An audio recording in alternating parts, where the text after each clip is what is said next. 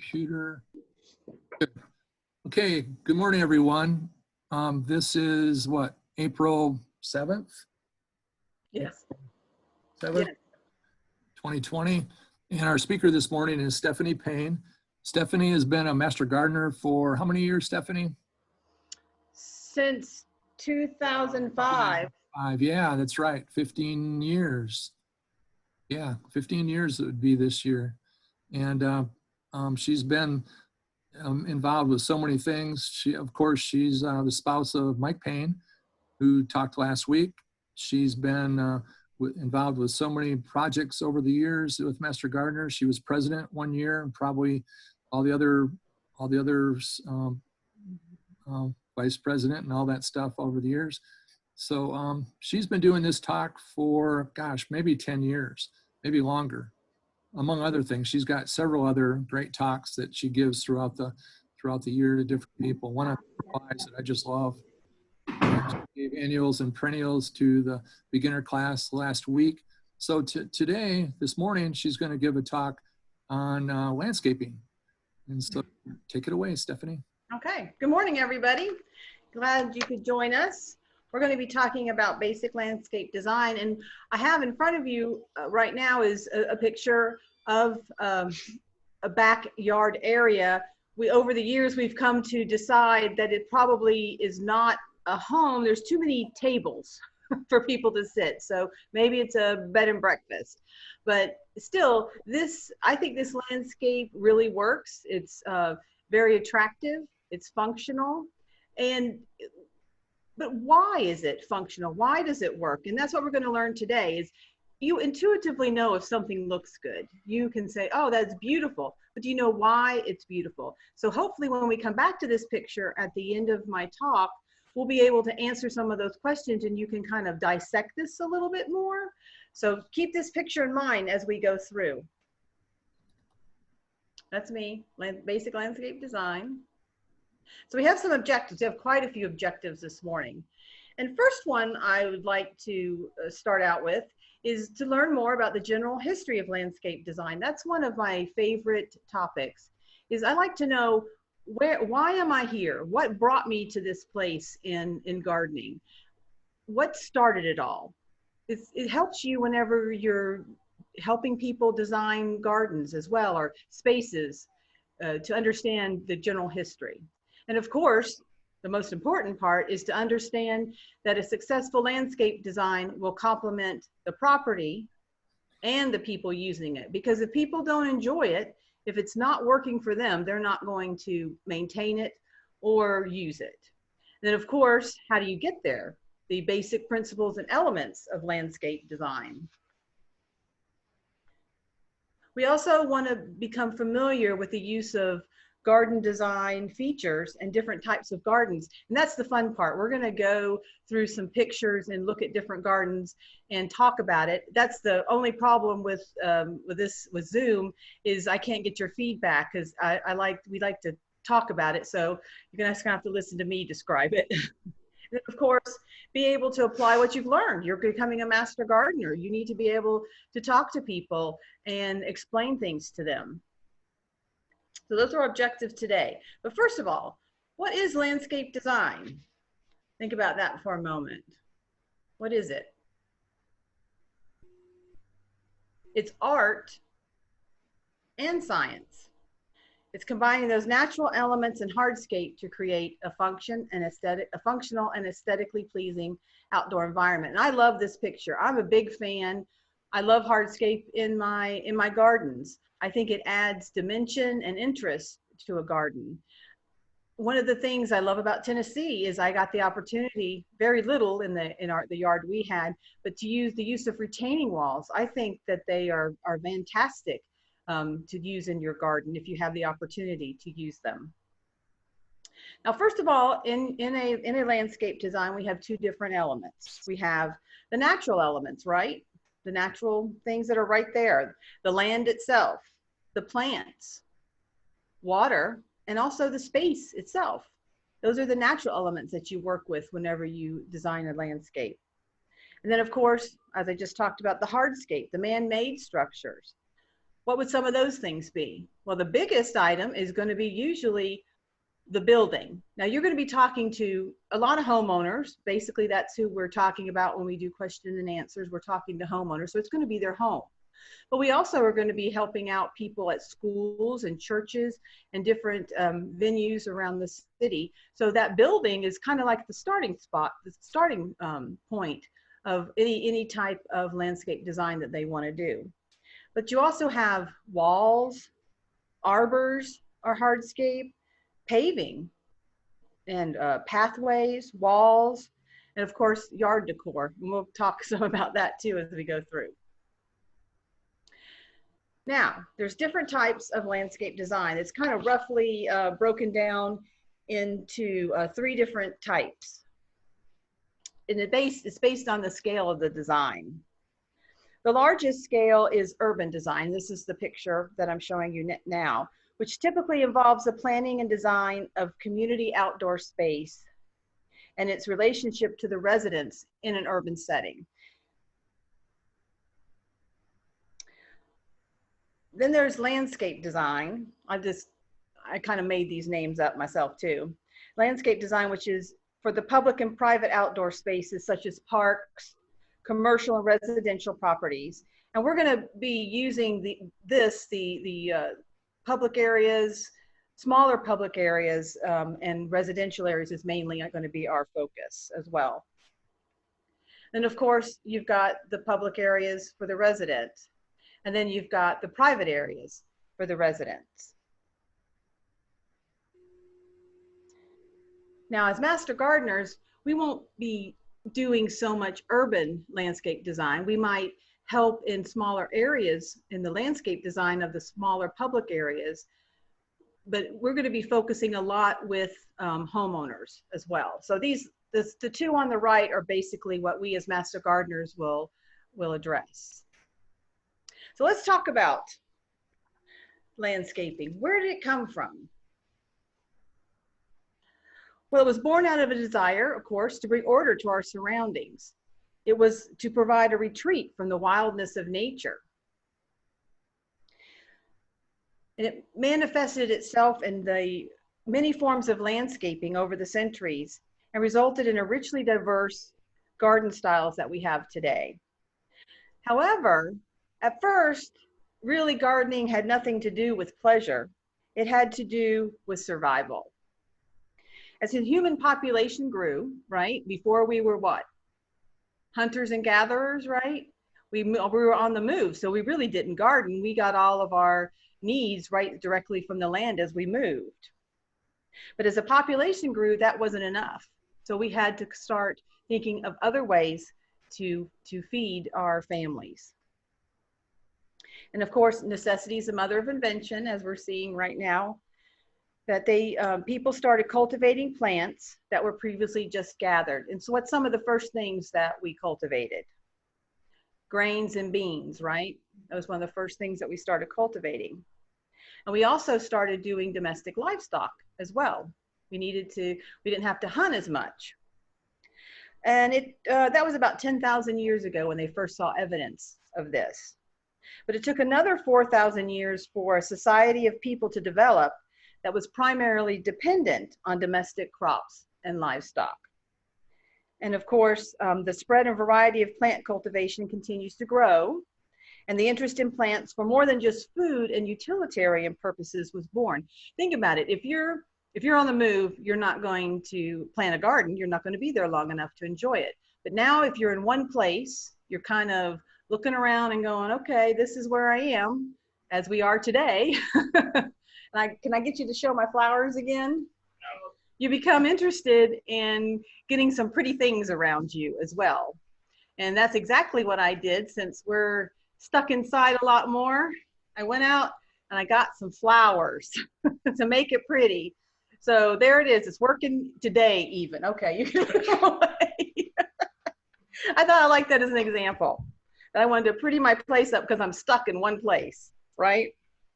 Now, you just want to note, though, I thought this was kind of interesting that the use of herbs for medicinal and cooking for seasoning was found as far back as 25,000 BC. So herbs were been very important to multiple cultures for a very, very long time. So where'd that first garden come from? And this is Western gardening, because, you know, gardening kind of started up all over the world, but this is kind of our direct descendant. I mean, we're direct descendants from the Western gardening, but it had its origin in Egypt. There's their first evidence in over 4,000 years ago. They used to make these enclosed gardens. It had fruit and palm trees, rectangular ponds, which contained lotus and fish and waterfowl. The gardens would have surrounded a dwelling or a tomb. The gardens were places of spiritual solace and gatherings, place for friends and family. That's the same as it is today. It hasn't changed much. Now, if you notice, the one on the right, this is a tomb. And if you look closely, I don't know if you can see my pointer, but look down here. They even drew in people. People taking care of the garden. Now, who would these people have been? These people would have probably been servants or even slaves at the time. So who were these gardens for? The rich and the nobility. The common man like us, not necessarily so much. We didn't have time to garden. We were too busy working and trying to survive and feed our family. Now over here to the left, this is an example, a rendering of a garden, very similar to this one, of a home, a residence, and they had the garden as well. Now the garden styles changed and adapted as people saw this and liked it. So different areas adapted it to what their needs were. Now we can also see with the Egyptian tomb paintings that they liked flowers. So floral arrangements, they've been around for a long time. Even then, people like to bring the outside indoors as well. Now this is an example of the Persian paradise garden. This is it's like the Egyptian garden, but it was named Paradise and filled with all things good and fair that the earth could bring forth. I love that. Isn't that what we put in our gardens today as well? The paradise is from the old Persian word meaning enclosed area. So paradise, enclosed area. The Persian idea of earthly paradise eventually penetrated other cultures and was later translated into Latin as hortus conclusus, enclosed garden, which came to symbolize, surprise, surprise, the Garden of Eden. Now, because most of the area, Egypt and in the Persian gardens as well, the area was arid, so water was a very important feature in the gardens, at least for irrigation, but they also used it as a focal point. And you can see here in this example of a Persian garden, they have a little rectangular area for a water feature, and they'd have shallow canals in their gardens or small fountains. They would actually put blue tile on the bottom of these canals to make them look deeper. And now look at this picture. Guess what they think came from this idea of the Persian paradise garden? Persian rugs. They're inspired by the paradise garden. Doesn't that kind of make sense now? So think about it. Every time you walk on your Persian rug, think of it, you're walking out in the garden. Now, what about things moved ahead and all these gardens spread? Well, the Greeks, they added their love of mathematics to the garden design, particularly geometry. The Greeks' urban lifestyle led houses to be built around a central private courtyard with a water supply, obviously, and colonnades giving access to the house. They were open to the sky, but isolated from the street. The enclosed courtyards and disciplined design may have been derived from the Egyptian style, but the early Greeks' more austere designs reflected their love of mathematics. In math, the Greeks discovered the absolute world, the world of perfection, purity, and beauty, a retreat from the chaos of everyday life. This is reflected in their gardens. Look at their gardens. They had strong lines strong straight lines, level planes, circles. The designs were clean and crisp. They didn't use a lot of plants, some plants, a little bit of potted plants as well. They really didn't do a lot of floral though, not a lot of flowers. Now later on, influenced by the East, the Greeks did become more luxurious, as did their gardens. Now from the Greeks, we move on to the Romans. I love these Roman gardens. To me, Romans are the Texas of the ancient world. Bigger's better. And that they did it. They did these more elaborate gardens as well. Look at the ruins of the picture on the right. Oh my gosh, even that is impressive. I wouldn't mind even having just what's right there in my garden. And as you can see in the bottom left, that's another example of the interior courtyard of a residence. You can see in the forefront of the picture, that's probably a old water supply. They have those colonnades going into the house. So they got to enjoy their gardens very well, except for the fact who had them: the nobility and the wealthy. They were the only ones that could afford to have the manpower and the money to construct these gardens. The Greeks, they added statuary depicting their heroes. And again, they didn't use a lot of floral arrangements. Not so much potted plants either. They did use a lot of garlands and wreaths. So if ever you're trying to put maybe a different Roman spin on a garden, you know that you want to use some wreaths and garlands in the garden. They also had gardens in their bathhouses. And that was one area that the common person could have access to a garden. They were open to everyone. They were very popular. Now what about, we move on to the Middle Ages. By this time, people were living in castles and fortresses. People with money anyway were living in castles and fortresses, and they had little space that they could afford to gardens. They really couldn't get outside the walls to garden because they were afraid they'd be attacked. So most of those gardens were very utilitarian, and they were always, they usually had one focal feature. You can see on the picture on the left that it had a fountain and that was usually the focal point. Now, a lot of the gardens, they did persist in the monasteries. They kept these gardens alive, and they were a sanctuary for people where they could go and relax and get away from the battles of the day. But again, still the nobility and the wealthy were the ones that had the gardens. Now here's an Islamic garden. It spread throughout the rest of Europe and North Africa, and it followed the design of the Persian gardens, and water and discipline were still very important design features. One interesting design feature, which is still used today, which I actually did when I had my vegetable garden, it was to cut the garden into 4 equal parts. As you can see on the right-hand side, the little boxwood garden there, a knot garden, is cut into 4. Has anybody ever used that design? Cut their garden into 4 equal spaces? Yes, I know you did. I'm gonna answer for you. Well, what that represented was the 4 channels of water that would run from the center of the garden into different directions, as on the left-hand side. That's what this is depicting without actually having water on the right-hand side. And the 4 channels of water represented the 4 rivers that were thought to flow from paradise or from the Garden of Eden. Isn't that interesting that something like that has persisted through today?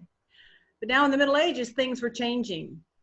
What was happening around in the mid-1400s? Well, that would be the printing press. And that gave everyone the ability to get information. So things were being shared, and people were becoming more and more interested in other cultures and other areas. As we move into the Renaissance, finally, The gardens escaped into the surrounding countryside. They got out of these enclosures that they were in for so many years. With increased prosperity, it brought an upsurge in curiosity about the natural world and stirred interest in composing harmonious forms in the garden. During Renaissance in Italy, castles gave way, those castle fortresses gave way to palaces and villas, and extensive grounds landscaped in the Roman tradition. Didn't that reminisce of the Roman tradition that we were looking, the Roman pictures we were looking at earlier? Very large expanses, very formal. Borders of tall, dark cypresses and clipped yew hedges, geometric flower beds, fountains and sculptures conformed strictly to an overall plan. Everything was more expansive and more decorative. And guess what finally appeared in the garden? Flowers. People, they started bringing flowers into their garden. They started having fun with their gardens. Look at the garden maze on the right. Wouldn't you love to have your own garden maze in your yard? It also, we saw the birth of botanical science.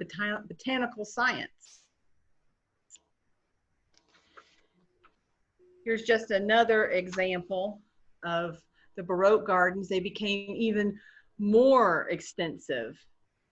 Can you imagine how long it took someone to do that, to clip that, especially back then, because there was no electric hedge trimmer. No, this was all done by hand. So what did you have to have? Again, you had to have lots of people, lots of money to maintain these gardens. So we didn't get to always enjoy those gardens, or the common person didn't always get to enjoy the gardens. Then of course, from Italy, in the 17th century, France replaced Italy as the primary inspiration for architectural and landscape design.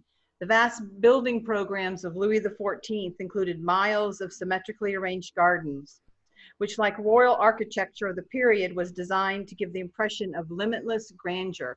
Think about it. If you were coming up this avenue to Versailles, wouldn't you be impressed? You would think, wow, this guy's got it going on. The grounds were regularly intersected with radiating alleys lined with trees, hedges, embellished with fountains, pavilions, statuary. Versailles' immense gardens spawned splendid imitations in dozens of kingdoms and principalities throughout Europe. So everyone was trying to get this look. Then of course, we move on to, in the 18th century, we move on to more the romantic gardens, more natural gardens. They were trying to get away from that formality and make it look more natural. But of course, this was very stylized natural gardening. If a hill didn't fit what the designer wanted, they'd move the hill. They move stands of trees, or they plant stands of trees. So even though it looked natural, it was very contrived as well. They'd move ponds, they'd move streams. It was the opinion of the leading gardeners, particularly those of the English gentry, that the formal manner brought with it a certain monotony. So of course, they wanted to make it more open, more casual. And they also wanted to bring these other plants that they've been finding around the world. So they had the opportunity for these large scale transformations. Now again, you've got to have the people to take care of this. But what else happened in the 17th century that opened up gardening finally to almost everyone? And that was the Industrial Revolution. With the Industrial Revolution, people have machines to do some of the work for them, so they had more time. They had time to think about gardening, and they had some better tools as well to garden with. You didn't have to have a staff of 10 to help you garden. And of course, the free form, it continued on, especially with these beautiful cottage gardens, encouraging the natural shape, creating harmonious relationships in color. And by the end of the 19th century, technology advancements gave people that leisure time, and those large labor forces weren't needed, as I said. The invention of the power lawnmower enabled the middle class finally to have beautiful green lawns that were a status symbol of wealth. Now let's go for a minute on the other side of the world, right? Because at the same time, we're having these Chinese gardens as well, these Asian gardens, and they were beautiful in their own way. Rather than imitate nature, architects and horticulturists of the Chinese garden strive to recreate the ideal landscape in miniature. The natural elements, rock, mountains, lakes, and trees, along with their qi, or energy, brought together in harmony with architecture and poetry. They paid a lot of attention to how items in the garden work together. They were designed to stimulate one's intellect and spirit while wandering in a nature in an oasis of tranquility. Now their designs were of a balanced sort, for the Chinese had discovered the principle of complementary forms. Now they might not be balanced like a mirror, but they were definitely balanced when you looked at their landscape. They used different plants as symbols. You had, for instance, the flowering plum, the pine, and the bamboo are collectively known as the three friends of winter. So they used a lot of symbolic usage in their gardens as well. Now, at the same time, the Chinese garden that spread to the Japanese. Now, the Japanese, they took it to a whole nother level. It had very strict rules on the placement of rocks and structure. As with the Chinese, the Japanese were very symbolic. They didn't use a lot of color, as you can see in these Japanese gardens. They didn't use a lot of color. They used a lot of texture, different shades of green. Usually if they had any flowers, it was usually white flowers that they would use. We did a Japanese garden one year at our at the county fair at our exhibit. And believe me, it's not an easy garden to design. And I don't think we, of course, we didn't adhere to all the rules that for the Japanese garden, but I think we got the flavor of it. And I think that's what people are looking for in their gardens if they want to depict this style as well. Now, Marco Polo came to China, and he brought these ideas and designs back to Europe. And the English loved them. It was like a revolution in gardening design in the second quarter of the 18th century. So these elements were adapted and used in the English garden, which again came to the U.S. Now, what happened in the middle of the 20th century? What happened in the middle of the 20th century? People moved to the suburbs, right? We moved out of the towns into the suburbs, and here we are in our little houses on top of each other. And what did we have? Those lawns, right? We have those beautiful, beautiful lawns. A lawn, when you think about it, is an example of a formal garden design. The lawn is meant to showcase the diligence of the person who owns it, not the plant themselves. Think about it. A blade of grass, not so good on its own, right? So there was very little chance of the components of this arrangement stealing the show. And so we wanted to roll out the green carpet that will allow us to transition freely between outdoors and inside without even tracking dirt in the house, right? Because we have these beautiful lawns. So we got our own little piece of paradise finally. And also, in the starting about, I guess, what, 30 years ago or so, these relaxed outdoor living spaces came to play from California and from Mexico. That breezy, those breezy outdoor kitchens, and even people have couches outdoors. That way you can enjoy the beauty of the outdoors. And that's the most current landscape design that we have. So in summary, the first gardens were enclosed to shut out the wildness of nature. They used a lot of spiritual symbols. They were kind of universally used. Water was a reoccurring feature. And as our ability to control nature, so did the garden spaces. And of course, we outgrew our walls and we started to blend with nature. And that's where we are today. So that's a little brief history of gardening. Now we're going to talk about more specifically, what are you going to do in your garden? Because as a master gardener, you're going to be asked a lot of questions. You know, what do I do? I have no idea how to landscape my yard. Now, granted, we can't do a whole landscape for somebody, but we can answer questions and give them guidance. Well, the first thing you need to do is not run out to a nursery, a plant nursery. You need to look at what you have. And this goes for whether it's a residential or a business. You need to do a site analysis. And the first thing that we do is get a pencil and paper, and you got to look around the area that you have. It's called, you want to do a family needs assessment so that you can make choices that meets the family or the businesses or the group's need, whoever you're talking to. Then of course, the next thing you need to do is a site inventory. What are the special features and aspects of the property? What is it that you can change about the property? And what is it that you can't change, that you're going to have to work with whenever you do a design? So let's talk about the family needs assessment. First of all, what is it that you want to get out of the property? What's your interest? I loved bocce ball. So I made sure my yard had an area that I could play bocce ball.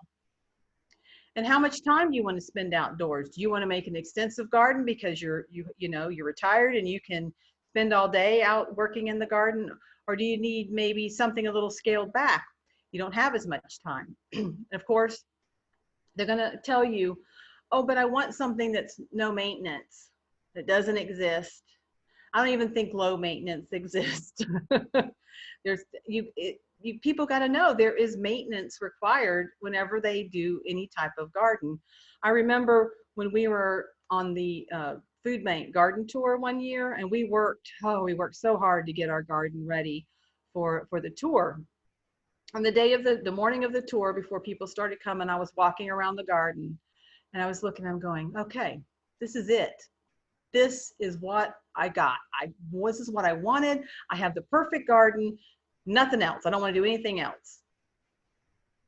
Unfortunately, that's not possible. A garden is never static. As you know, because I'm sure all of you garden, that it's going to change from year to year, and there's always going to be projects that you have to do in your garden. And of course, plant preferences and dislikes. Are there certain plants that you like that you definitely want to include in your garden? If there's something that you love or the person that has the garden loves, they're going to enjoy that garden so much more. I love hydrangeas. I made sure I had plenty of hydrangeas in my gardens. What about pets? A lot of people that I've talked to said, oh, I can't garden because I have a pet. My dog will just dig up the flower bed. Well, there's things you can do to help the pet not do that. They could have their own area that they can dig in, that I suggest people hide treats in a bed that's just for the dog. And that way they know where they can go. Now, what about budget? No, very few people have an unlimited budget. So you've got to make your garden design fit your budget. And maybe people will have to do that design over time. And that's the same for businesses as well. You've got to think about, how much money do I have to spend? And of course, special needs. If you have someone that's elderly in the house, do you want to put a lot of steps in? Or if you're going to have to put steps in, make sure you have some type of railing. Or if you have a small child, do you really want to put a pond in? Or are you going to be able to fence that off to make it safe? So definitely think of special needs. So basically, family needs is telling you what I want to get out of the garden and how much time and money I have to spend in the garden. Excuse me, one second. my throat's getting dry. The next thing you want to do is a site inventory. These are things about the property that are already existing, like the dimensions of the property. A good way, you want to be able to have a drawing of the property so you can use it to put the structures and plants and hardscape that you want in any type of design. And this is regardless if it's a home or a business. A good place to tell people to get that is from either from the county, or they could have, if they bought their home, they would have a site survey in with their papers whenever they bought the home. Or worst comes to worst, this is what I did. I used some graph paper, the little graph paper. Hopefully most people are old enough to remember graph paper and with the little squares. And then you would just measure your property and put it on the graph paper. Also, topography of the land is very important. It's going to be kind of hard to garden on a sloped property if you're not going to put in retaining walls. So that's something to think about. Mike and I had a very flat piece of land, and he wanted to put in a stream. When we put in our pond, it's kind of like, well, that's going to be a little difficult. So definitely think about the topography. Existing features. What's the biggest existing features on most residential properties? The house, right? That's the biggest feature you got to work around. So you need to look at the house, what type of design is that house? And what about power lines as well? You don't want to plant a big tree under a power line, or to make the design so that a big tree is under the power lines, but we see it all the time. People plant these, they don't pay attention to how big the plant's going to get, and they plant it right under the power line. Here comes EPB 15 years later, cutting it out. Of course, underground utilities, very important, right? I tell everyone whenever they ask you questions about putting in a garden, call 811. Isn't it 811 now? Yeah. 811. They'll come out for free. They'll lay out the utilities, no charge. Mike and I, when we first moved into our house, we were, anxious to get out in the yard and work, and we called them to come mark out the utilities. Well, we were thinking, well, up the side of the property, I've told this story a million times. On the far side of our property was a flower bed, and we wanted to extend that flower bed, make it a little bit bigger. Well, we're saying, oh, nothing's going to be there. It's on the edge of the property. It's on, a little bit inside the property line. So Mike started tilling before we got our utilities marked out. After a day or two later, they came out and marked our utilities, and they're going down the line that Mike had tilled, marking out a high voltage line. So we were dumbfounded. Apparently, we had what's it called again? A transformer on our cul-de-sac that they were hooking to the transformer on the cul-de-sac behind us, the street behind us. And instead of following the property line, they decided because there was a tree in the way, they decided to take a shortcut through the upper part of our property to get to it. So you never know where there will be underground utilities. Luckily, high voltage is buried a little bit deeper, and he still lives today. And also soil composition and pH, right? You've already had that in your classes. That's very important to determine. And what are problem areas? Well, when we bought our house, I didn't realize that we actually had a water problem. We bought the house when it was we were in a drought. So our yard was very dry. We tilled up and made the hydrangea garden in the back. Well, lo and behold, the next season, it starts raining. What happens to our back of our yard? It's a muddy mess. And pretty much all my hydrangeas died. Mike was able to save a few, but most of them died, and I had to start over. Of course, light exposure is so important. Sun, shade, partial sun and shade. Realize that you can explain to people that if you cannot have you can't have a butterfly garden in the shade. You need to have sun. And unfortunately, sometimes that'll mean removing trees, which I don't ever try to recommend people removing trees. Are so important. Maybe work around it, have a shade garden instead. Hostas are very beautiful. So definitely look at your light exposure, and that's going to influence any type of design that people have. And of course, views. Now I'm going to talk a little bit more about views because I found they're so important. You need to get outside and look and see where the views are in any type of property, whether it's a residential home or even a, a business. Think about it. Usually when a builder builds a home, the view that he's looking at is straight in the middle in front of the house. Well, that's just one view. People that drive up into your driveway and come visit you, what are they seeing? Look at it from their eyes. What are they seeing whenever they look at your property? Are they seeing trash cans whenever they come into your yard? Think about it whenever you walk around your house. You want to look at all the different angles. What are you looking at, say, from inside as well? Are you looking at outside your bathroom window? Are you looking at your neighbor's porch? Well, maybe that's a place you want to put maybe a screen, maybe plant a screen there. When we bought our house, I didn't think about the views from inside, especially inside, because you're looking at the house itself whenever you're buying. Well, come to find out, we didn't have very many good views from inside our house looking out into our gardens, in which we worked very hard at. Now, I did, as we were doing the gardens throughout the years, I would look at the view of how people viewed it from the street as they were driving up, from the back as you walk around. So I did take that in consideration, but we kind of missed out on looking at the garden from inside. We would pretty much have to get out on our porch to enjoy our yard. So definitely think about the views whenever you're doing any landscape project. Here's a good example right here. Wouldn't you like to have your morning coffee and look out at this view? This would be beautiful. We did have a picture window in our bedroom, but I wasn't in there very often, and when I was, it was dark because I was going to sleep. Let's talk about the functional landscape areas. Now you've got your paper, your design paper, you've got the structure on it. Now let's decide what are the different landscape areas. You've got public space that could be seen from the street or by neighbors.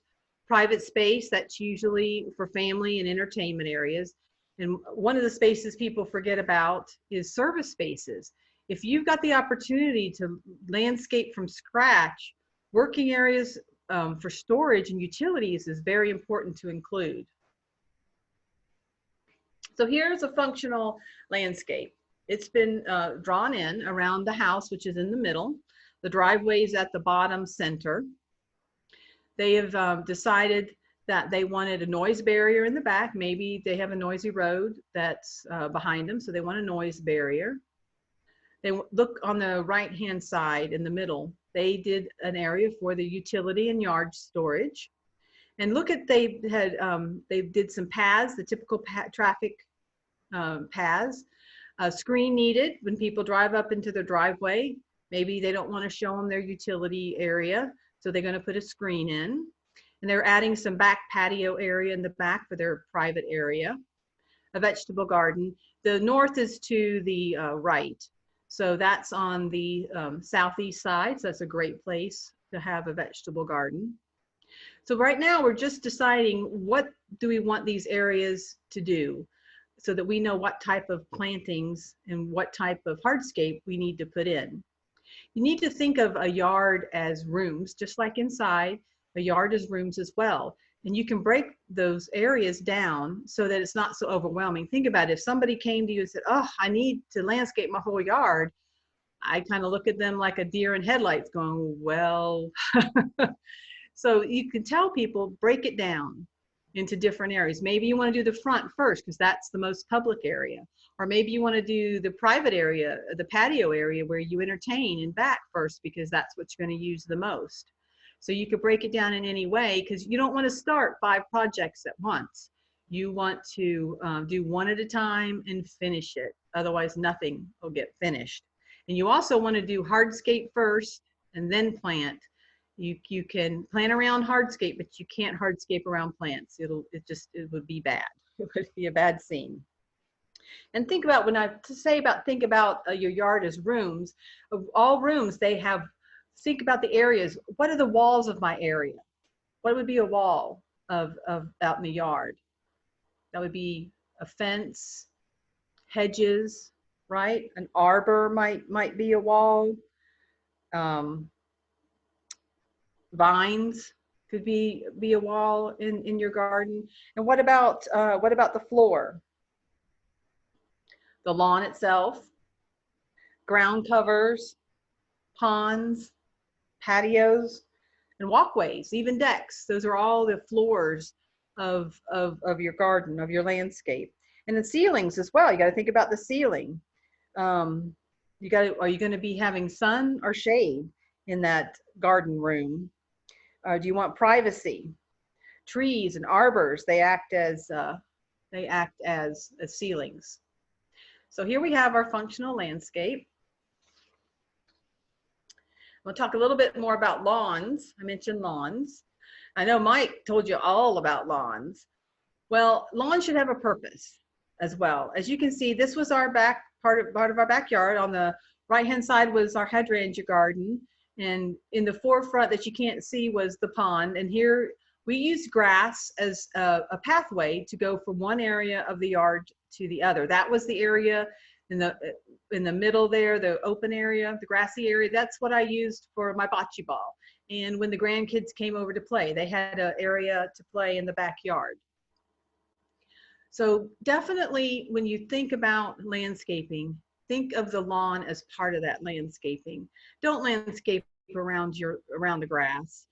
Have grass have a purpose. Even if you end up having to maybe get rid of some of the lawn and make it more naturalized. We started with Mike mowing the lawn, took him about 2 hours, would you say, Mike? Yeah. 2 hours. By the time we had our gardens all in, it took him less than 45 minutes to mow the lawn. A flower bed is a lot less maintenance than the lawn, believe it or not. All right, let's talk about the principles and elements of landscape design. You've got your functional spaces for your landscape, but now how am I going to decide where am I going to place things? How is it going to work? Well, let's talk about that. This looks like a little overwhelming. This is Versailles, a little rendering of Versailles, with the same principles and elements that work for these large urban landscapes also work for the smaller residential and little public parks as well. Here we go. And we'll come back to this house as well, because I think this is a nice depiction of a nicely landscaped front yard. And we'll come back and we'll kind of talk about that. Okay, the principles of landscape design. When you read about landscape design, you're going to see different things mentioned. There might be another one or one less. But this is pretty much covers all the areas. You've got unity, simplicity, balance, proportion, rhythm and line, and focal point. So let's talk about unity.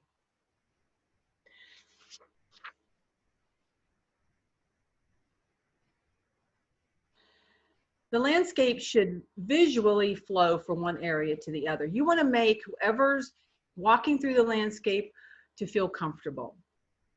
If there's a consistency from one area to the next, it's going to make people feel comfortable. Because it kind of like this area, oh, that reminds me of another area. You know how uncomfortable it is to go someplace you've never been before? So if you give that repetition in your landscape, it's going to make people feel comfortable. And unity is also using the right type of landscape for the structure. Look at these two houses. The one on the left is a more contemporary home. It's got curves. And now look at the landscape as well. It's rounded, it's got curves, it kind of blends together, it complements the house. Look at the cottage in the bottom right. It's whimsical. The cottage flowers go very well with the house. Now close your eyes and think about switching those two landscapes. It wouldn't work, would it? No.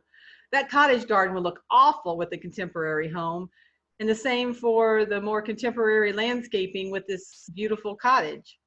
So you need, if people want a starting point, start with what's already there, with the building or the home and see what type of architecture that home is. And that'll give you a good starting point whenever you're thinking about landscape design. So unity represents familiar and harmony with the structures. What about simplicity? It should be relaxing. Too many different colors can result in confusion. You want to follow the natural landscape, natural scheme of the land. No, I don't recommend just 4 squares of grass. That's a little too simple even for me. But look at this garden. It kind of follows the architecture. It's a rectangular courtyard. The water feature is rectangular. The flowers are consistent going down the water feature. So it blends in with the architecture, but it's simple. What about balance? Balance is a big deal, isn't it? It's visual weight. Each side of a design should be visually equal, and we have 2 ways to achieve that. It can be symmetrical, which is mirror image on each side on a central axis. Everybody knows what symmetrical is. And also asymmetrical, different forms that have a total visual weight on each side, but they're actually different. I tend to think of that as a teeter-totter. Think of a teeter-totter, and one side has a big kid, but and the other side has 2 smaller kids. They look different, but visually they are of equal weight.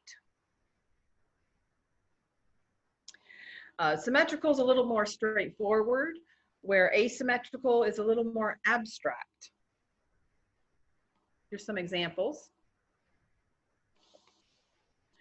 Now, you can't get much more symmetrical than the picture on the left, can you? That has very strong lines, and it goes well with the house, or it could even be, maybe it's a museum with the building. You know where you're going. It fits together. Now look at the one on the right. That's more asymmetrical. It's a little bit more casual. Asymmetrical is more casual. It goes well with the curved lines. I can't imagine having a straight walkway right up to that house. I don't think that would work. Asymmetrical tends to convey movement, and the overall effect is more informal. And of course, symmetrical, definitely formal. What about proportion? That's a great one as well. It's how objects and plants relate to one another in the landscape as a whole. You need to have the proper size or scale. Large scale can be humbling, just like Versailles. That could be, if I was walking through Versailles, I would think, wow, I'd be humbled. Small scale gives a sense of dominance, and that's kind of what the Chinese were doing when they were doing what they did in miniature. Here's some examples of proportion. Look on the top right-hand picture. There used to be a house there, but it's been eaten by the trees. Sad. Now, I'm sure when those trees were first planted, they probably worked very well with that house. But that's what's so important to communicate to people when you're talking to them and they're asking questions about plants is look at the mature size of that plant. If it says 6 by 3, you could probably guarantee it's probably going to be 10 by 4, because if the plant likes where it is, it's going to grow. So be careful when planting that you don't plant too close to the house or too close together, as it would be normal to do that, because you already know, just like with balance as well, with proportion, you might not know it's unbalanced, but you can see it. You innately know if something's not balanced or not in proportion.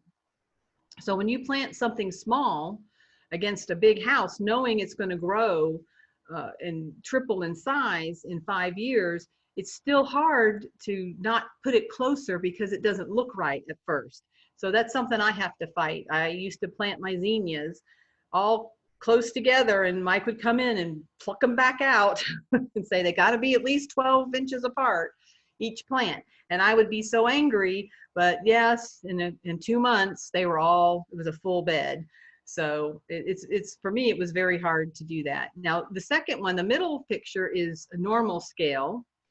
That works very well. I think it's very pleasing to the eye, very comfortable to look at. So that's what we're talking about in proportion. It doesn't look out of place. Look at the small scale, the bottom picture. To me, that looks like meatballs on the lawn. So I don't know what they were thinking. It doesn't look right. It doesn't fit the landscape. It's too small.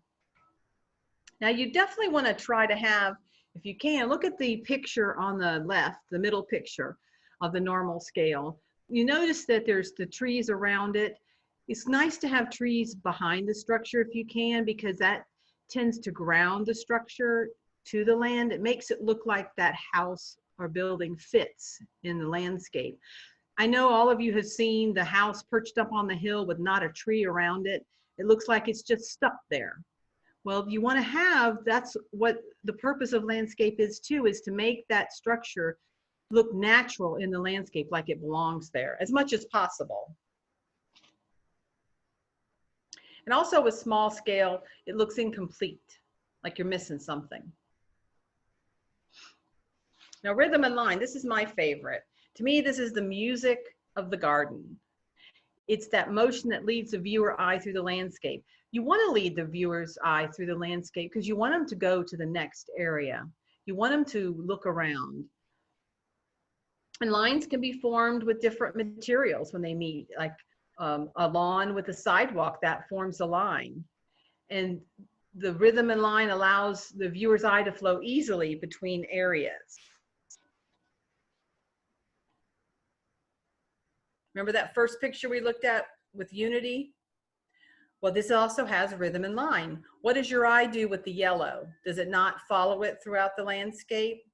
It kind of makes you want to go, what's around the corner there? Here's where the grass meets the sidewalk. Boy, where does your eye go? Whoosh, right up to that building. You're not going anywhere else. Straight lines, very strong. It'll get you where you're going pretty fast. This is an example of rhythm with curved lines. You go a little bit slower. It's a little bit more relaxing. Still leads you through the landscape. Here are the curves. It leads you around the edges of the little park area. So rhythm and line is very important as well. But as you can see, these were examples of other items: proportion, unity. They all blend together and are used together.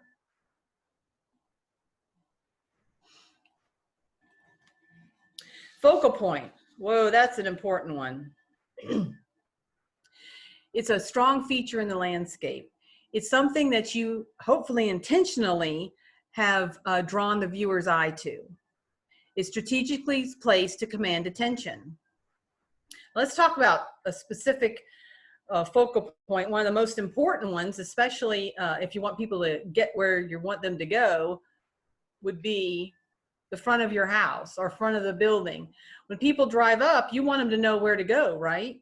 So what would be the focal point of this home in the front yard? It would be the door, right? Usually in your front yard, the door is the focal point because that's where you want people to go. If people drove up to a yard or a business and didn't know where to go, you might get people leaving. Like this house in the picture I just pulled up. Where's the door? So you need to make it very plain where people should go.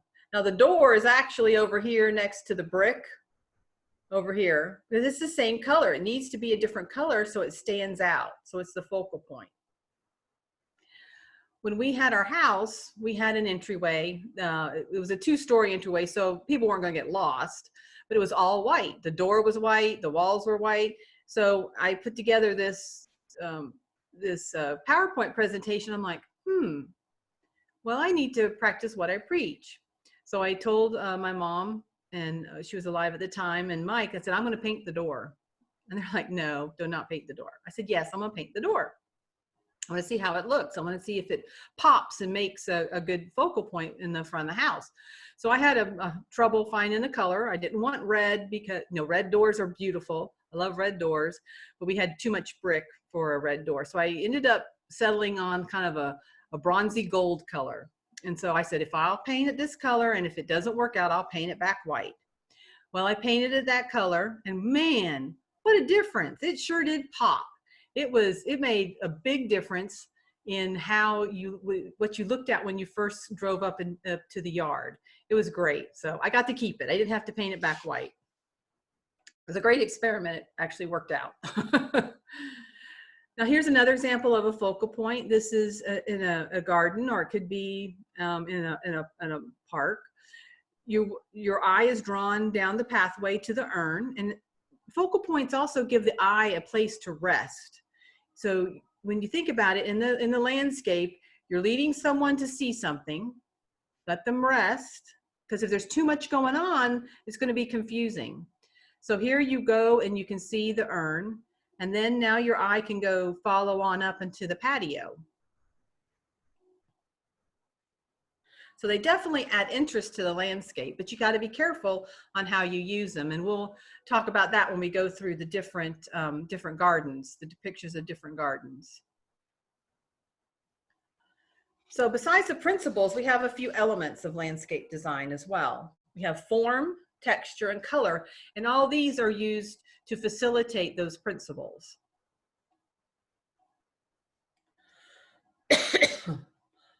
Form. Oh, form.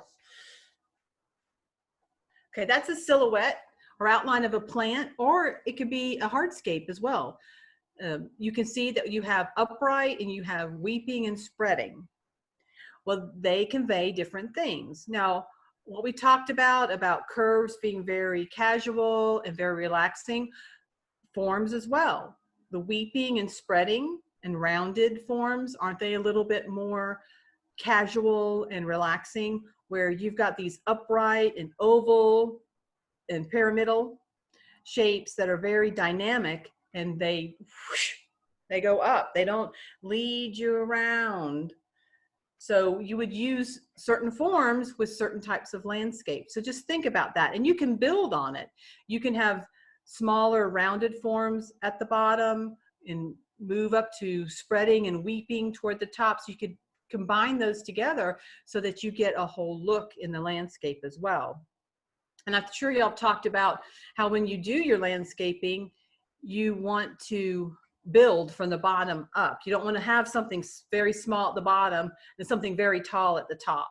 You need to build up, just like nature does. When it builds, it starts small and then builds as it goes up. Texture. When I first started gardening, especially in Florida, I was all about color. I was all about plants. If my plant didn't have a flower, I didn't want to have anything to do with it. Well, moving to Tennessee, I had to make some adjustments, and I had discovered texture. Oh, what fun it is to mix different textures and different colors of green together. It just gives so much more interest to the landscape. We've got 3 different textures: fine, medium, and coarse. What would be an example of something coarse, a coarse plant or tree? I think of the magnolia as a good example of a coarse tree. It's got big leaves, big flowers. It's waxy. It's very visually heavy. Like it could stand alone in a middle of a yard. I wouldn't do that, but I mean, it could. It's got that weight. But now think of something fine. What if you put really a dogwood tree standing on its own? It just doesn't have enough weight. A dogwood tree, as in nature, is an understory tree. It looks great in a shaded area. It complements the shaded area, and the blooms add light to a darker, shadier area. And of course, then you've got your medium texture as well. So when you're picking out plants or helping people pick out plants, it's good to consider the texture of that plant, because it's going to determine its weight in the landscape. Color. Now, I'm a rebel when it comes to color, as I've mentioned before. I'm all about color. But color can really affect a landscape. It really does have a strong effect. Too much color or alternating colors can break that visual flow of the landscape and be distracting. Think about it. If you just had color stuck everywhere around a landscape, it just would be uncomfortable. Now, when you think of colors, I think this is a great example. I love this. Warm colors like yellow, red, orange, they attract the eye and create excitement. They also are more visible and appear closer to the viewer. So if you have a large area that you need to kind of rein in a little bit, warm colors are good to use because that kind of visually brings the area in closer. Now, the opposite is true when you have a small area and you want to make it seem larger, say a courtyard, or you only have a small space on say the side of a building. Well, maybe you want to use colors that recede, appear farther away, and that would be blues, cool colors. That would be blues, violets, greens. They all kind of recede from the viewer, so that makes that space look a little bit bigger. Now, I know that with my garden, I did not always follow the rule of kind of keeping it one color here and maybe having that same color repeat through the landscape. I did use yellow a lot in the landscape to repeat and to create unity, but I loved my zinnias and I loved putting out every single color type of zinnia I could find. So knowing color and how it affects your landscape is very important, but sometimes you got to just do what it is you like. But to help with color, a color wheel, just like in interior design, a color wheel is great for helping you decide how to put colors out. How many people have seen the yellow and purple together? You wouldn't think that they would go, but they do. They look fantastic together, and it's because they're complementary colors. Just like you can have split complementary, you could have different hues of the same color. So a color wheel is very helpful in determining what colors to put together that are proven to work together. But again, like I said, I sometimes deviated from that, as you'll see in some of the pictures when I show you. Okay, to review, we just talked about the principles of landscape design, what to use to try to get that landscape to be harmonious, and using those elements to help with that. So here we're back to our functional landscape design, right? We've got that all put down. Now let's,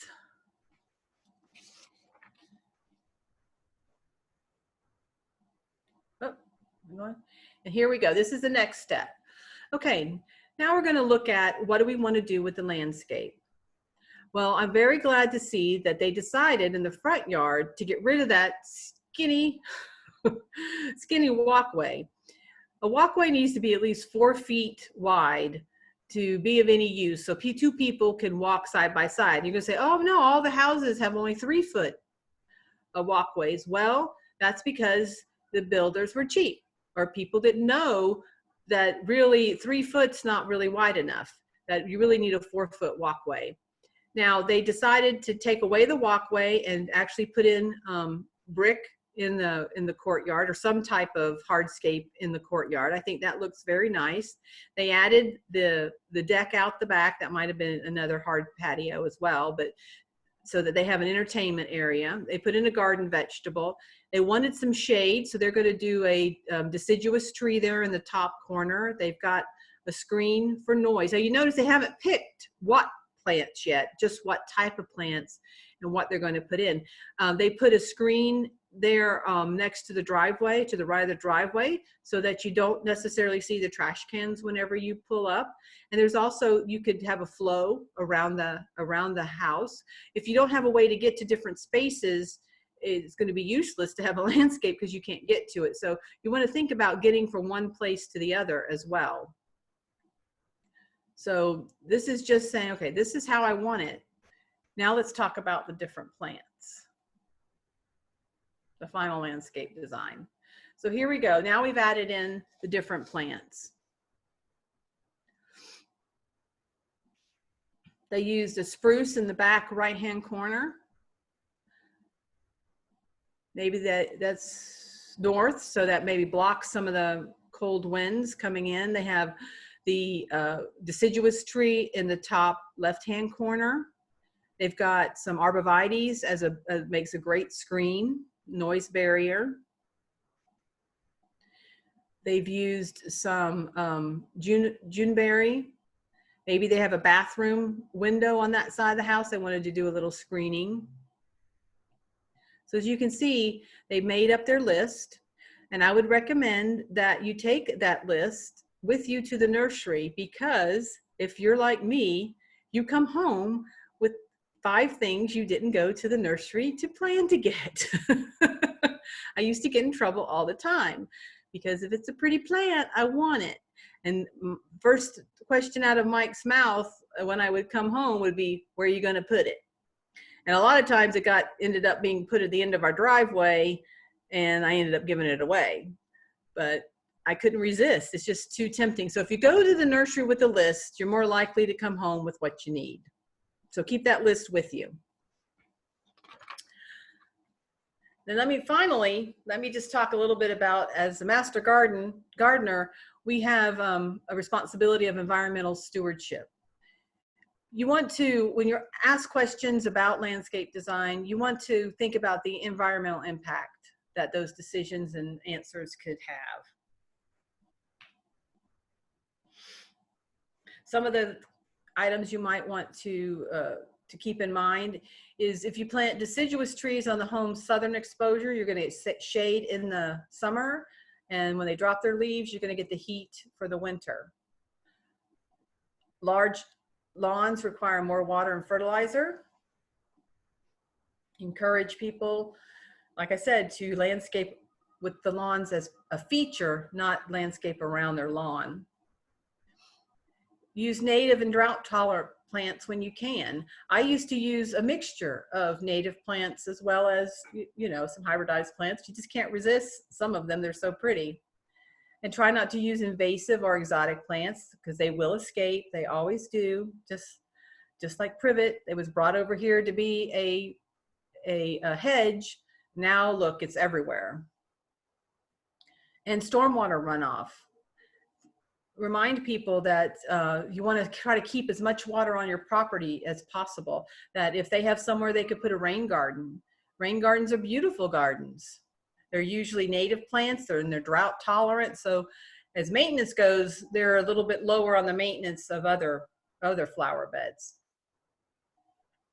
All right, we're going to take a small break now, because I need to get a glass of water, maybe 5 minutes, get up and stretch, go to the bathroom, and we come back. This is the fun part. This is the part where we look at gardens, and we take on the break. This is kind of the fun part. This is where we look at different gardens, and normally we would be talking back and forth about them, but today you just get to listen to me. And hey, this is a great way to make sure people see my views, right? Anyway, this is a picture that's depicting a path. This was on the side of our house that we had very little property on the left-hand side of our house, if you're looking from the street. And we wanted to have a pathway so that we could get from the front of the yard to the back of the yard. Remember, I spoke about how important pathways are. In fact, we had a pathway that went all the way around. It was different mediums though, but we had some type of path that went from all the way around, all the way from one side of the yard through the backyard, all the way over to the other side of the yard. So it's very important to include pathways in your landscape. But another thing about this picture that I love is that because I had no fence next to my neighbor, I decided to steal some of her yard, visually anyway. And what gave me the inspiration for that is, you can see there in the back, we have an arbor of Carolina jasmine. And she had Carolina jasmine planted along her backyard fence. And that just made it look like one plant. So I said, huh, I want to expand the side of my yard a little bit. And I noticed that she had this Japanese maple. So I incorporated more of the little pagoda, the little Asian style pagoda, to complement that magnolia, right? Yes. No, maple. Japanese maple. Ooh, I haven't had enough coffee yet today. And actually, our property line is the daylilies that are going back. So I love this picture because it looks like the whole 5 feet over on the other side of the daylilies looks like it's part of our yard as well. Now, eventually we did plant, as you can see, the kind of the side of the house is kind of exposed and kind of boring looking. Now see, this is where even gardeners, master gardeners, can make mistakes. I love vitex trees, so I talked Mike into planting a vitex tree right around here. But no, I didn't, they're small, they're a small tree. And I wasn't good enough that it would just be planted there. No, I wanted him to pull it and make it weep over, like an arbor. Did not work. That poor thing, he fought with that thing for about 4 years. It never looked right. We had to keep ropes to keep it curved over, but it was a challenge. And a lot of times when you're doing a landscape, you maybe don't want those types of challenges. I know looking back, I would have just let it grow naturally because it was a beautiful vitex tree. Remember I was talking about color and small spaces? Look at this patio. This is a very small patio. And if you look on the right-hand side, you'll see that they used purple flowers. Again, cool flowers seems to recede, so it makes the space bigger. They use different types of textures and green in the patio, which gives a calming effect and doesn't make it seem closed in. They also used, instead of a straight pathway to the seating area, they used kind of a curved pathway. So it took you a little bit longer to get there, and it made the area seem a little bit bigger. So I think this is a very good use of a small space of color and texture. What about seating? I haven't really mentioned that much about seating in the landscape design, but seating is very, very important because if you don't have seating, you're not going to stay in the garden. And if you've done all that work to get a beautiful garden, you want to be able to sit and enjoy it as well. So you need to incorporate seating, and that's a great place to lead people to. I had probably around at least 10 different areas you could sit in our garden. And our garden was only, 3/4 of an acre. Our property was only about 3/4 of an acre. So there was many, many opportunities for people to sit and enjoy the garden. Now, another thing you want to do when you place seating, you want to sit there and see what it is you're looking at, because you want to sit and look at something nice. This is a before and after. I think this is a great one. This is a backyard. Obviously, they're on a slope. Right now it's sloped and you can't do much with it. They have storage under their deck that's kind of an eyesore. And I don't know what these little evergreen, maybe cypress, cedar trees. I don't know what they are. They're kind of look a little out of place, maybe they don't look like they've just been planted though. So they look a little out of proportion as well. And let's see what they did when they redid this area. Look at that. What a big difference, right? They added a retaining wall, and they put some vines in front of the deck so that now you can have a storage area that you don't see what's stored in it. It's not an eyesore. They added a water feature to the area, a curved walkway. That walkway looks like it goes up on top of where the retaining wall is. They actually look like they've extended their deck area as well, because it looks like there's some more, I see more back behind it. So I think they did a really nice job in turning an unusable area into a very pleasing area. Everybody agree with me? Everybody nod. I don't care if you agree, just nod. Yeah, thank you.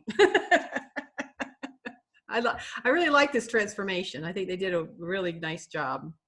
Now this is the other side of our yard. On the right-hand side, of the house. That's where most of our gardens were, there and in the back. But when we first bought the property, like I said, we just had a small flower bed going down the side of the property. You can see the posts that run down the side of the property. It was only about 3 feet wide, and that's what the one we wanted to extend.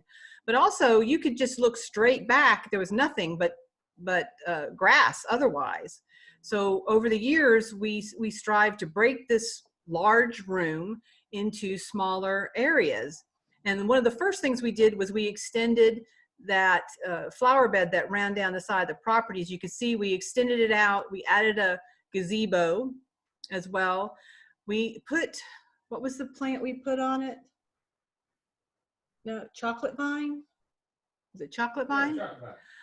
Beautiful. I mean, in the end, it covered the whole top of that gazebo.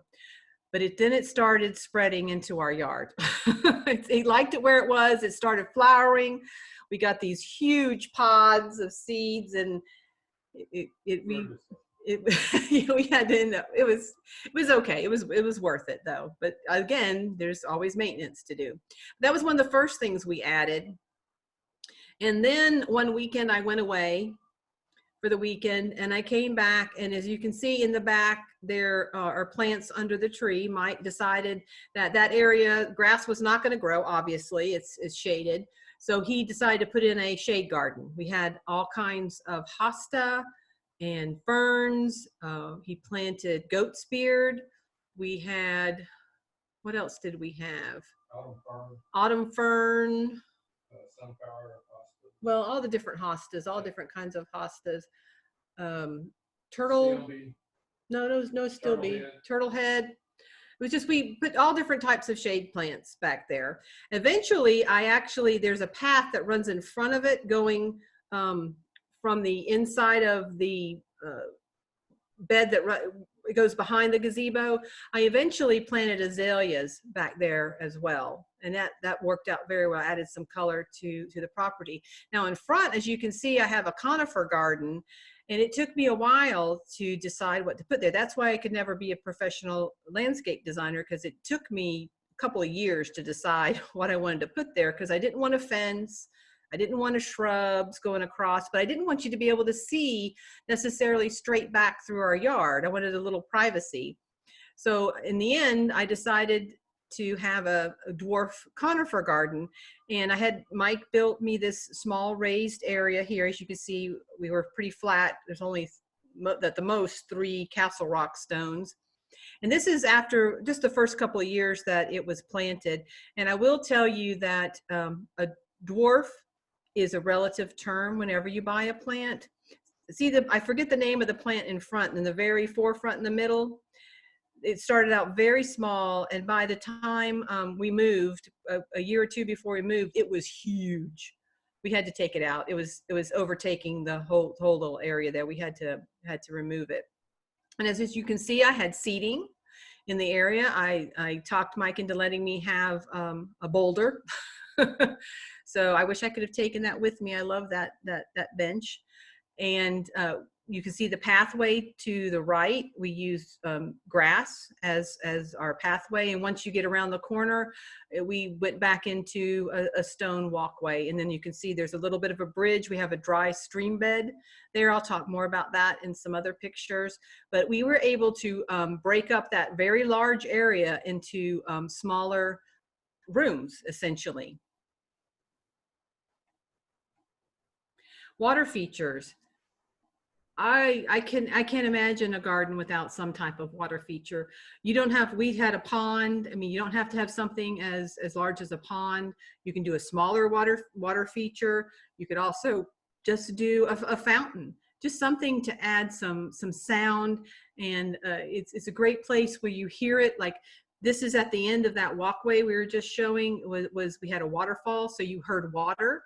And I feel that entices you to say, hey, what's around the corner? So that'll get you going through the landscape. Except for this. I don't understand. Well, you really shouldn't have a water feature that doesn't fit into the landscape. And we worked very hard to make our pond look like it belonged in the landscape. Now, maybe this was just put in and they haven't had time to put plants around it. And normally water features or ponds are not square naturally. So you want to use a kind of a free flowing shape if you can. So you need to work a little bit when you're going to put in a water feature. Think about how you're going to have it transition into the landscape as well. Remember I was talking about focal point? Well, here's an example of having too much going on. This is a cute little pond. See, a water feature doesn't have to be big. This is adorable. It's too busy. You don't know where to look. You can't barely find the pond. There's the gentleman with the water buckets. You've got a bird bath. You've got potted plants. You've got a mushroom over there to the right. It's just too much going on, and really too many plants as well. They're too big for the small space. So that one, I would say you need to kind of open up a little bit more so you don't feel so claustrophobic. And it's, as you can see, when I was talking about certain things, too much makes the viewer uncomfortable. For some reason I have a blank, I keep forgetting there's a blank slide. Soften the edges, right? Especially with that other pond that we were talking about. I worked very hard in our pond. This isn't a picture of our pond, but ours looked very similar. Around the edges of the pond to get some of these plants to grow over the edges and soften the edges of the rocks. That makes it look a lot more natural. Because here you can see this one does not look natural. It looks like it's sprung up in the middle of nowhere. We had them, when they built our pond, we had them backfill the dirt that came out of the pond behind the waterfall.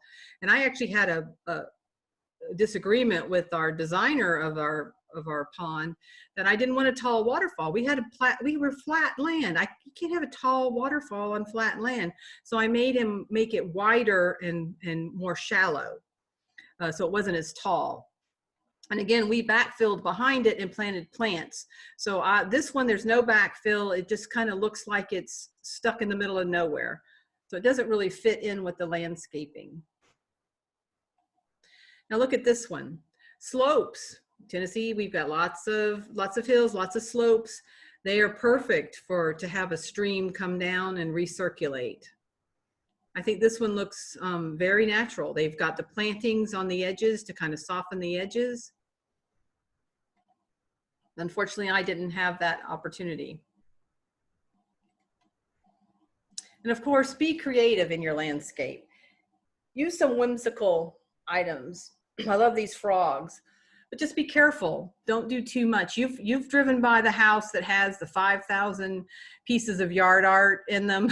It's like you want to go in and go, okay, let's clear some of this out. Be whimsical, but use some caution as well. Now this one is, I am so sorry I did not see this before I had my own herb garden. Mike had just built me a U-shaped raised herb garden, and I would definitely recommend for herb gardens that they be raised, because most of the herbs, they like the sandy soil. So a raised bed works fantastic for herbs. But I saw this spiral one and I was like, oh, I gotta have it. But it was not to be. He wouldn't tear it back down and rebuild it for me, because it would have looked beautiful. We had our porch was a little bit, higher in the back, and you would have looked down to the spiral. But I am keeping this. I have this in the back of my mind. One day I will have my spiral herb garden. And when I say be whimsical, I mean, within reason. This obviously is not someone's home. I just thought this was a funny picture. Just be careful what you put in the garden. And no toilets. I don't care how good of planners they make. So just keep that in mind. It still looks like a toilet. Oh, I never noticed the deer over to the right-hand side. How cute. I never noticed that in all these years. Anyway, just think about things before you put them in your garden. Is all I'm saying. Now this is the front front bed. This was on the right-hand side of our driveway going up to the house. You can see the boulder bench and the gazebo in the background. So this kind of was what you saw when you first drove in to our yard. When we first bought the property, it had 2 crepe myrtles on either side of the driveway, and they were ones that the previous owners cut down to the ground every year. So they were more bushy crepe myrtles. They were beautiful white. We saved a couple of suckers that grew up, and I think they were even Natchez. I'm not sure. But I finally talked Mike into taking both of those out because I felt that they just brought attention to the driveway entrance and not the house itself. So on the other side, we just have lawn. And on this side, I had him build a little raised bed. As you can see, again, we were on flat property, and all the little tiny slope we got, what, 3 stones out. We were able to put up 3 stones. But this bed, finally, I got it going, and with Mike's help, of course, to bloom from spring to fall. We had flowers all season. The homestead verbena in the front, one of our favorite plants, it bloomed. It was one of the first ones to bloom, one of the last ones to bloom. We put in knockout roses, relatively low maintenance as roses go. We had rudbeckia. You can't see it so much right here, but we did have that black and blue salvia.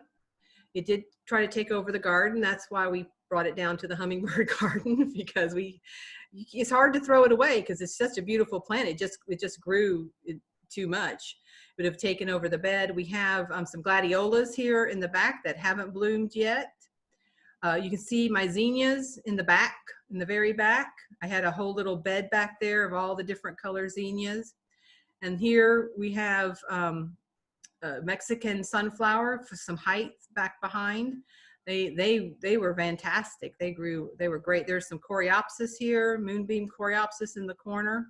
In the early spring there, we had some hyacinths that would come up and some daffodils so that they would show.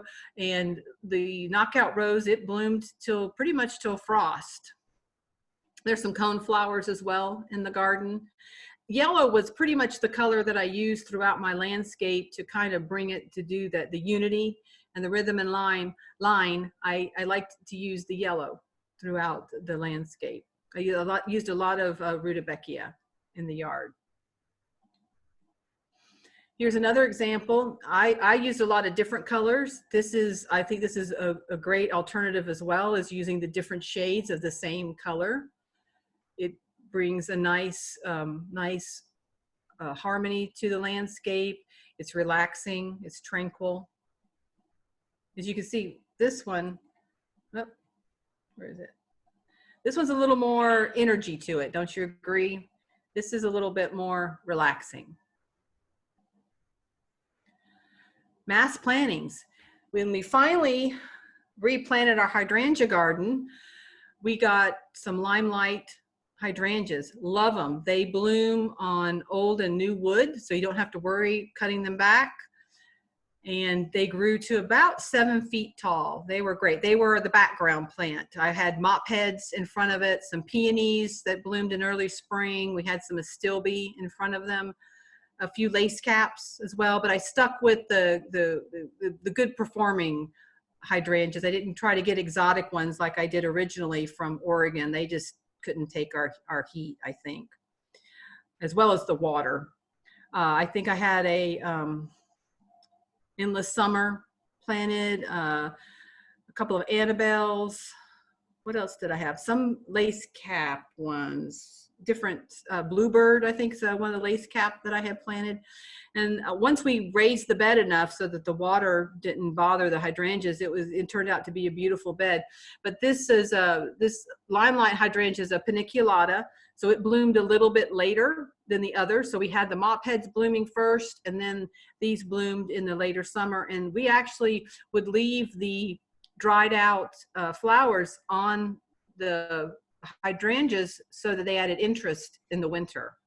And then we would cut them back early spring, cut off the old blooms. And then of course we trim it back as necessary, because it would try to take over a little bit, but it did, like I said, it blooms on old and new wood, so it didn't really hurt cutting it back. One of the interesting things about when I talk about using our neighbors' yards, you can see behind us was a beautiful weeping willow. It was huge. It was over 25 feet. What a great background for our backyard that we had. It was absolutely gorgeous tree, but I didn't have to have it on my property, which was even better. Of course, woodland gardens. If I ever have a large garden again, I would definitely try to incorporate a woodland garden. If you want to get low maintenance, that's about as low as you can get. You can clear out some of the undergrowth and create paths, but yet leave it natural.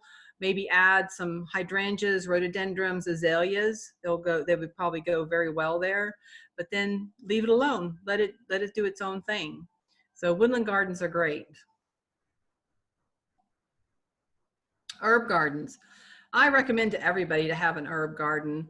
They're actually very easy, especially if you do a raised herb garden. Herbs themselves aren't difficult. They just really don't care for our soil, and just they need to be, watered. That's about it on the herb gardens, and you get such a great return on your investment with herbs. Of course, remember we were talking about different styles of gardens. Oriental garden, as you can see here, this garden does not follow any of the strict stylized rules of a Japanese gardens, but you get the sense of it. I think they use a little too much color, but like me, they probably love color. I would have probably stuck to more greens and whites in the garden, but they have a water feature. The bridge is great. I think that works well. A bog garden, if you have a wet area, a bog garden's a great little area you can set up. Mike and I were at one of the houses on the garden tour, and the gentleman there had a beautiful bog garden and a bird bath. I thought, oh, well, that's the cutest thing I ever did see. So I mentioned to Mike that I'd like to see if I couldn't do that in a bird bath. And again, I went away for the weekend. I know I had to stop going away for the weekend, because I came home, and remember that dry stream bed I mentioned?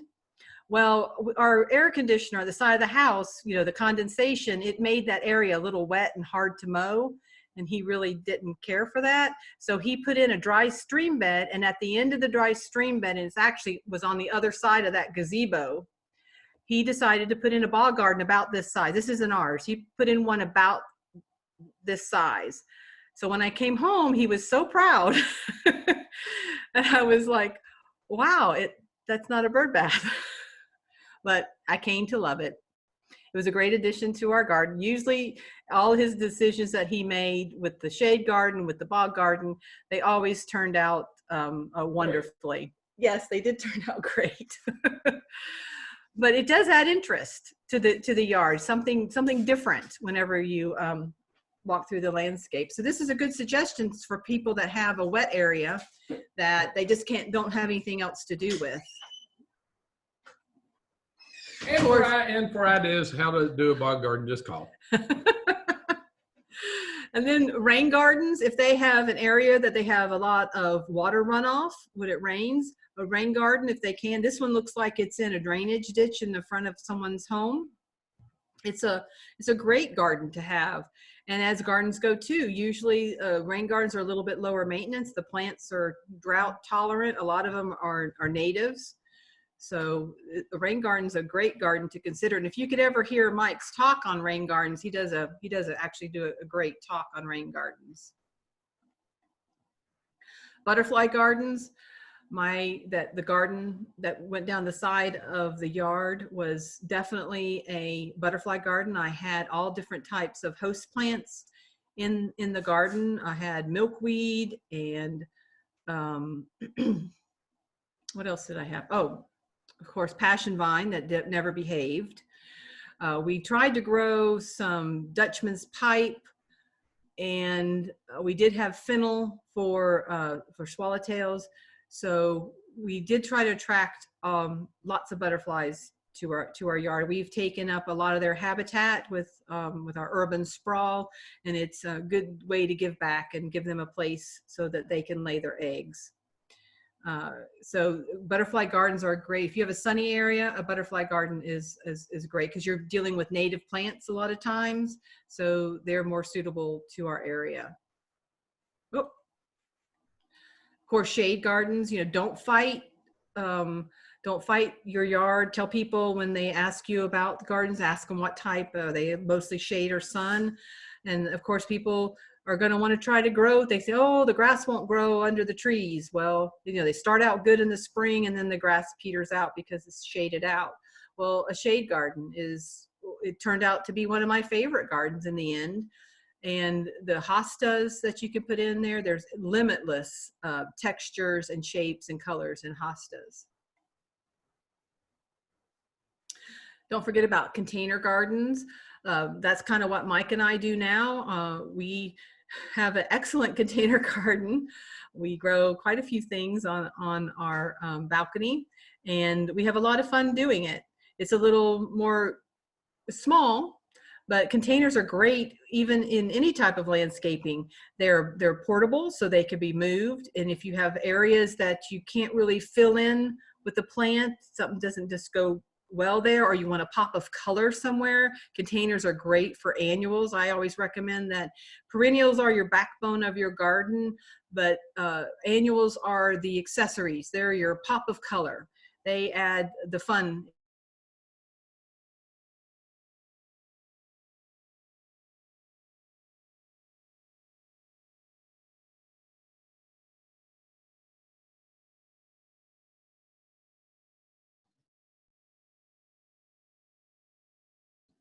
Stephanie, your volume isn't working, or your microphone isn't working.